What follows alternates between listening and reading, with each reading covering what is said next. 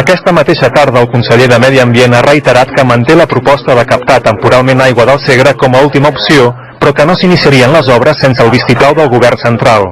El nostre govern resta absolutament obert a trobar, conjuntament també amb el govern central, a buscar solucions, però buscar solucions que realment permetin allò que estem intentant treballar, i és de que puguin donar resultat en els propers 6 mesos.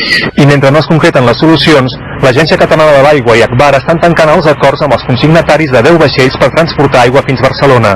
A partir de la primera quinzena de maig arribarien vaixells amb aigua de Tarragona.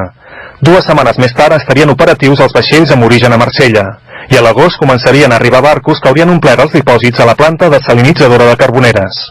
Seran vaixells similars a aquest, amb capacitat per a 28.000 o 40.000 metres cúbics.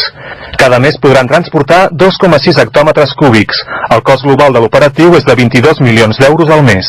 Sabem que això és car, però el que és evident és que ningú sap i ningú ha analitzat el que podria voler dir que el 75% de la població i un tant per cent elevadíssim del conjunt de les activitats d'aquest país entressin en un sistema de talls d'aigua sistemàtics. També es mantenen converses amb Renfe per al transport addicional d'aigua per fren. Encara que no s'ha explicitat d'on arribarien, cada comboi carregaria 1.000 metres cúbics i es farien 4 viatges diaris.